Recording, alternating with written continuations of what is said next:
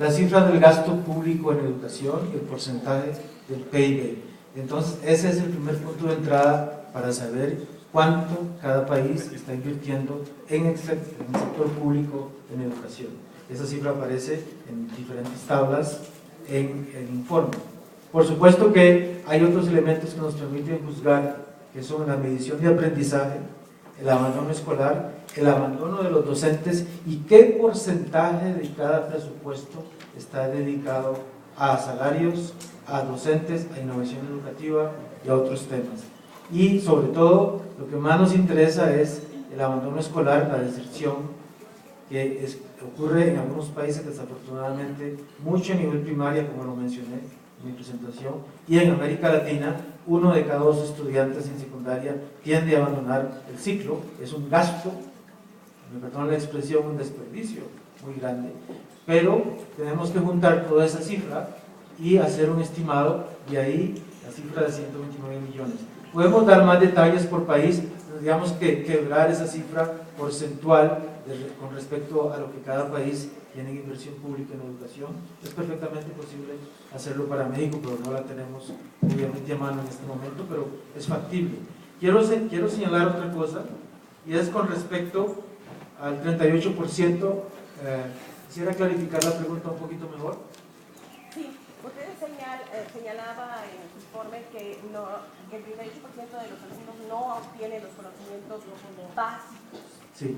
Y en el caso de México ese 38% es mayor o menor, y le señalaba que la OCDE, con base en su última evaluación, señalaba que más de la mitad no tenía comprensión lectora o cuestiones matemáticas. Si coincidían con el 38% está muy ligado, por supuesto, a la calidad de la educación. Eso hay que dejarlo muy claro, y se mide normalmente a través de pruebas, como son las pruebas PISA de la OCDE, que son sobre todo en educación secundaria, y nosotros en la UNESCO tenemos las pruebas TERCE, que son en educación primaria, y las dos, por supuesto, se compaginan porque una explica a la otra en forma lógica. En otras regiones, como en el África, está la prueba SACMEC, que también se refiere a educación primaria. La evidencia muestra, y mi colega aquí, curiosamente, es el director, el jefe de la prueba TERCE para América Latina y el Caribe, y nos puede dar más cifras de México. Pero en educación primaria tenemos evidencia clara que en toda la región, los niños que van en tercer a sexto grado, donde se hacen las pruebas, en matemáticas, ciencias y lectura, no están aprendiendo los rudimentos necesarios para seguir adelante y obtener un buen desempeño en educación secundaria. Y las pruebas PISA, en cierta medida, aunque no están directamente ligadas, corroboran esto, porque hubo, como ustedes lo vieron hace poco, bajo nivel de rendimiento en muchos países.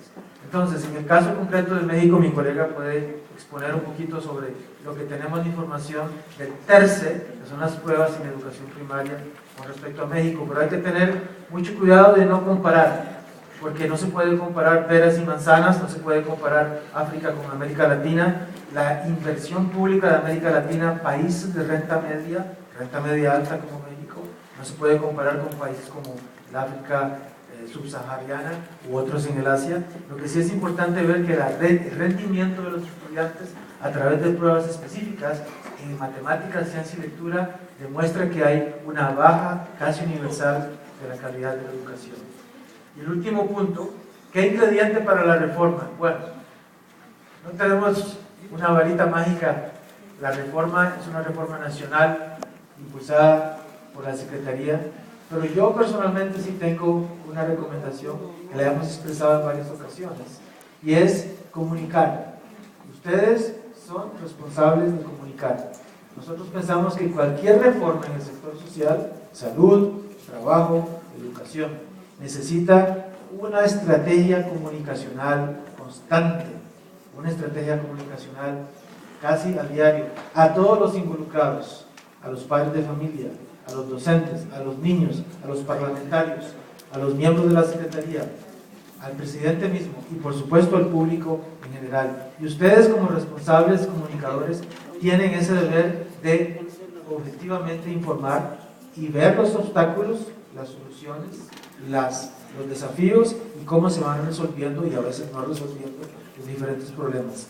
Yo pienso que personalmente toda reforma tiene un elemento de éxito si hay una campaña de comunicación que la acompaña a través de todo el proceso. Atilio, ¿podrías hablar sobre México y Terza?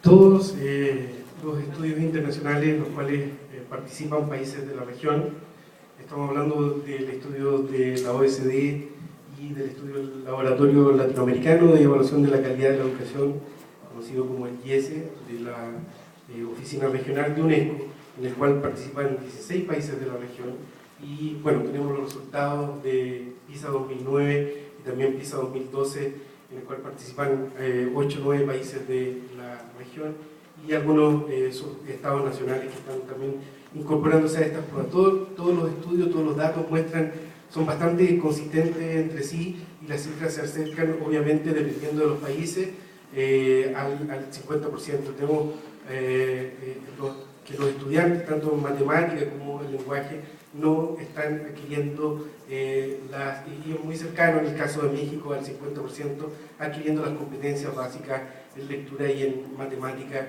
que les permita efectivamente poder desarrollarse y continuar en un ciclo básico, en el ciclo básico siguiente. Insisto, todas las pruebas son consistentes en este aspecto y presentan esta crisis de los aprendizajes, y en el caso de México estamos cerca del 50% de los estudiantes que no están adquiriendo las competencias básicas, y esa es una situación que se observa en todos los países de la región que participan en estos estudios internacionales. Un tema fundamental también aquí es que la crisis de estos aprendizajes afecta a los más desfavorecidos, y esto también no es una excepción para México. Efectivamente, para las poblaciones socioeconómicas más desventajadas o aquellos estudiantes pertenecientes a alguna etnia originaria tienen diferencias significativas con aquellos que, por ejemplo, son de la lengua, que estudian en la lengua madre en cada uno de los países que participan en la región. Este es un tema fundamental, y por lo tanto el desafío para México en ese aspecto es apuntar a mejorar la calidad de la educación. En todos los indicadores de educación para todos, México está cerca o ya ha logrado el objetivo de educación para todos, a excepto de la alfabetización de adultos, en el cual en el último tiempo se han aplicado programas de corta duración que han significado un aumento significativo del porcentaje de población alfabetizada en el país. Entonces, en ese aspecto creemos que el tema